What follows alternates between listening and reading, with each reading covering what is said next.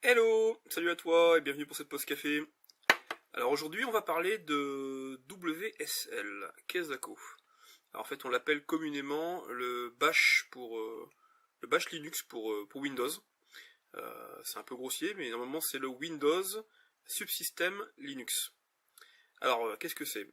Eh bien il ne faut pas confondre avec le Linux que vous faites tourner sur votre ordinateur en dual boot ou même celui que vous utilisez en virtualisation, c'est-à-dire avec un logiciel qui permet de virtualiser le système. Donc vous faites tourner Linux, en gros, à côté de Windows. C'est pas du tout le cas. Je vous expliquerai pas le fonctionnement interne, mais ce qu'il faut savoir, c'est que c'est relativement rapide. Bon, il y a SideMark qui a été utilisé pour faire le test, et à chaque fois, Windows Subsystem Linux, WSL, apparaissait dans la première ou la seconde place.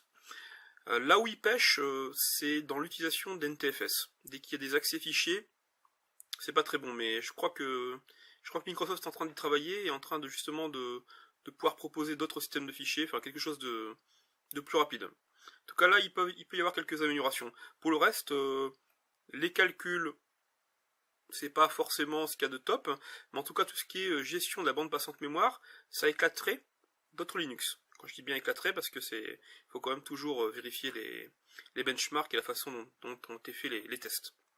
Alors bien sûr, le bash Linux pour Windows, peut-être que pour le commun des mortels, c'est peut-être pas quelque chose de forcément révolutionnaire.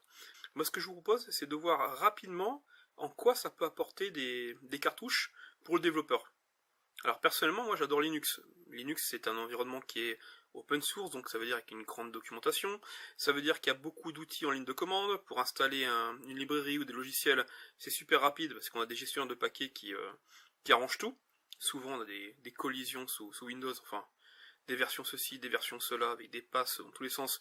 Bref, des fois on s'arrache les cheveux alors que sous Linux, ça simplifie grandement les choses. Et ce que je vais vous montrer en fait là maintenant, c'est qu'on peut avoir le meilleur des deux mondes. C'est-à-dire qu'on peut travailler sous Windows, parce que Windows, pour tout ce qui est driver propriétaire, pour tout ce qui est gestion de carte graphique, la 3D et autres, ça reste quand même au-dessus de Linux aujourd'hui.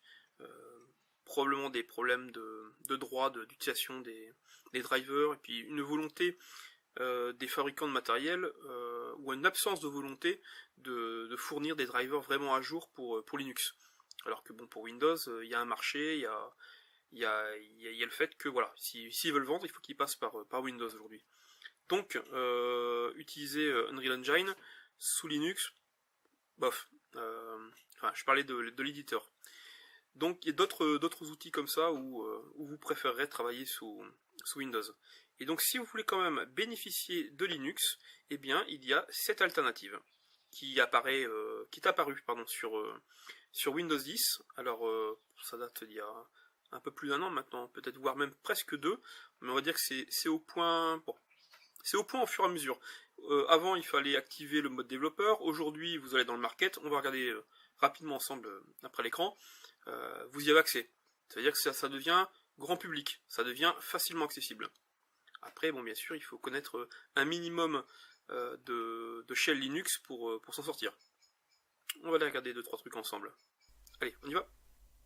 Voilà, alors avant tout, en fait, il faut disposer d'un Windows 64 bits qui a été mis Windows 10, pardon, en mode 64 bits et qui est mis à jour. À partir de là, vous devriez pouvoir accéder donc dans le store à différents bash pour Linux.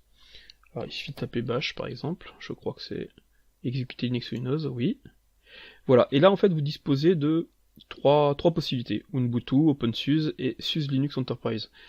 Je vous propose d'utiliser la Ubuntu, c'est ce que vous retrouverez plus de tutoriels, plus d'informations là-dessus. Enfin, en tout cas moi c'est ce que je trouve de plus pratique. Alors, une fois installé, en fait, vous allez disposer du bash shell. Alors le bash shell c'est quoi? C'est quand vous tapez BASH dans votre zone de recherche et que cela vous renvoie sur ça. Alors je vais pas vous refaire un cours sur Linux, mais si je tape cd ça, je retombe sur le home, et là en fait je retombe sur mes propres fichiers. Et mes fichiers en fait je vais les retrouver dans un répertoire qui est assez qui est pas pratique, je dirais, d'utilisation quand même. Alors, voilà, vous avez vu, c'est dans utilisateur, GG, app data, local, package, etc. Bon, enfin bref, j'accède quand même à tous mes fichiers ici. Ça c'est pour la partie, on va dire, Windows. Alors l'accès à Windows à partir de Linux, eh bien ça se passe dans MNT. Alors si je liste ce qu'il y a dans MNT, on retrouve les drives CDE. Donc si je regarde le drive C par exemple, eh bien je retrouve les différents éléments de mon disque C. Que on retrouve ici. Alors à partir de là, vous disposez d'un outil fantastique de gestion de package. Alors sudo, c'est pour passer en mode, on va dire, pour pouvoir lancer la commande en tant qu'administrateur. Donc dès qu'il y a des installations, on lance sudo d'abord, il vous demande le mot de passe par la suite. C'est le même que votre connexion, votre mot de passe de connexion Windows. Donc c'est sudo apt-get. Alors install quand vous voulez installer un logiciel. C'est pas uninstall hein, pour l'enlever, c'est remove. Et puis là, ben, écoutez, on peut installer ce qu'on veut, quoi, des librairies Python, des logiciels. Je crois même qu'on doit pouvoir faire VLC par exemple. On va essayer. Je l'ai pas fait ça encore. Oui, vous voyez, il propose le VLC. Alors je vais faire oui. Et justement, ça va être un bon test de comment dire de gestion de la couche graphique. Là, on est en mode console, mais il faut savoir qu'on peut très bien accéder à l'environnement graphique. Alors, comment ça fonctionne? Si vous connaissez Linux, ou même Unix en général, il y a un serveur, on appelle le serveur X. Serveur X est pour X Windows. Ça fonctionne comment? Eh bien, c'est un logiciel qui prend des commandes en entrée, du style ouvre une fenêtre, met un bouton à tel endroit, voilà. Donc il gère toute la partie couche graphique, mais il le fait avec des sockets, ce qui est intéressant, parce qu'on peut l'adresser au travers du réseau. Je vous donne un exemple particulier. Vous accédez par exemple à un gros supercalculateur, mais vous voulez afficher des graphiques sur votre écran à vous. Mais dans ces cas-là, vous allez rediriger toutes les sorties du supercalculateur vers votre écran à vous, et ça vous le faites au travers d'X-Windows. Et pour ça, il faut un serveur X. Alors, sur Windows, il existe plusieurs implémentations d'X-Windows. On a Xming, on a Xwin32, on a VCX SRV, Xseed, enfin, si vous tapez Xwindows pour Windows, vous allez retrouver tous ces éléments-là. Pour ma part, là, j'utilise VCX SRV, je vous mettrai le lien dans la vidéo. Alors, qu'est-ce qu'il fait, lui? Il fonctionne, vous l'installez sous Windows, et puis, sous Linux, il y aura juste une petite commande pour dire que tout ce qui est display, tout ce qui est affichage vers l'écran, tu le rediriges en localhost. Alors, localhost, c'est nous, c'est notre machine. C'est notre machine Windows. Donc, dès que vous ferez ça, eh bien, vous allez pouvoir réinterpréter tout ce qui est normalement affiché à l'écran d'un Linux vers Windows. Voilà, après un petit moment, l'installation est terminée. Je vais lancer VLC, donc à partir du Linux. J'ai quelques messages erreurs qui arrivent. Et là, donc, c'est vraiment celui qu'on vient d'installer à l'instance Linux qui fonctionne. Et donc là, je viens de faire un test avec un fichier que j'avais téléchargé qui s'appelle les Live Views of Starman. Ah, vous la reconnaissez, hein, c'est le Starman de la Falcon Heavy. Hello, Siraj. Let's go through 3 dApps you have to see. Donc malgré ces petites erreurs, j'ai quand même bien eu accès à l'image et au son, sans souci. Alors ce qu'il faut savoir, c'est que pour obtenir le son, j'ai dû aussi installer une autre librairie qui s'appelle Pulse Audio. Là, il y a une petite manipulation à faire. Je vous mettrai aussi le lien dans le descriptif de la vidéo. Alors Pulse Audio permet de rediriger toutes les demandes de son vers Windows. Alors ce qui fait qu'ensuite, eh bien, je peux installer un jeu. Alors je l'ai déjà fait, mais je vous remets la commande si vous voulez le faire. C'est Pingus par exemple. Voilà, donc il devrait me dire que voilà, tout est ok. Et si je le lance, alors je sais pas si vous aurez le son par contre au travers de mon système de capture. Voilà, moi c'est plutôt assourdissant. Je baisse le son.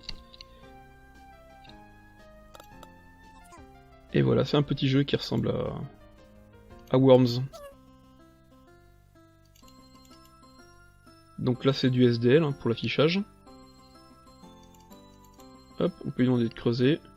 Donc j'ai le son, j'ai l'image, il n'y a pas de souci. Et pourtant c'est un jeu qui est compilé pour Linux.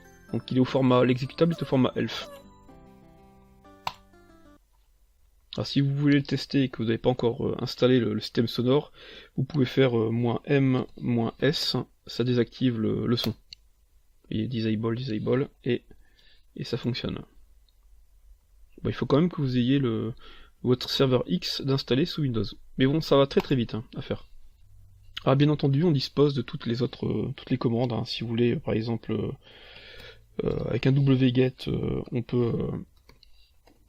peut attraper n'importe quelle page HTML ou un ensemble de pages HTML. Je pourrais pas lister tous les outils qui sont accessibles.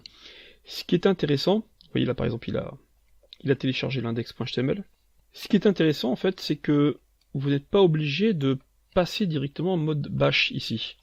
Je vais vous donner un exemple. Je vais lancer une fenêtre de console standard, qui est ici.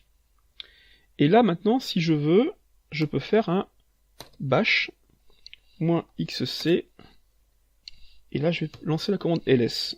Et au lieu d'exécuter, alors le ls c'est comme un dir, c'est-à-dire que ça liste les fichiers d'un répertoire. Au lieu de le faire directement dans l'environnement de Linux, il me le fait sous Windows. Vous voyez, ça c'est vraiment les fichiers que j'ai sous Windows. Autre exemple, le wget qu'on a utilisé juste avant, je peux l'utiliser ici. wget benicourt.com. Donc voilà, et il va télécharger la page. Donc vous voyez, vous pouvez lancer donc dans vos propres scripts, dans votre console directement, et puis au travers de vos logiciels, vous pouvez très bien lancer des commandes en mode console, intégrant ce bash shell. Vous pouvez utiliser tous les outils à disposition de Linux de cette façon-là, tout ce qui est utilisable en ligne de commande. Voilà, donc on a vu l'utilisation de la couche graphique, l'utilisation des sons, la possibilité de télécharger tous les outils. Ensuite, là, c'est vraiment à vous d'explorer, quoi. C'est un monde qui est très vaste et qui est vraiment très sympa à utiliser comme ça sous Windows. Bon, rapidement, l'autre façon, à part le dual boot que je peux pas vous montrer ici, mais c'est de l'utiliser en virtualisation. Donc avec, bon, ici j'utilise VirtualBox, qui est un logiciel gratuit et open source, et je suis en train de charger une Linux Mint que j'avais déjà installée sur mon disque. Mais là on est vraiment sur de la virtualisation. Voilà, donc là j'ai lancé par contre Xwindow sous Linux, mais en environnement virtuel. Ce que j'ai fait pour Linux là, je peux très bien le faire pour Mac. Je l'ai ici. Voilà, écoutez, on a fait le tour un peu bon, rapidement, c'était comme un tour très rapide des possibilités de Xwindow d'un côté, du bash shell Linux de l'autre, avec la possibilité effectivement de pouvoir le scripter dans nos propres applications et même de l'appeler à partir du mode console. Donc c'est vraiment des points qui sont quand même très intéressants pour nous développeurs. Voilà, si vous avez d'autres petites astuces, d'autres petites choses qui sont sympas, merci de les mettre en commentaire. Et puis sinon, je vous dis à demain pour la prochaine pause café. Ciao!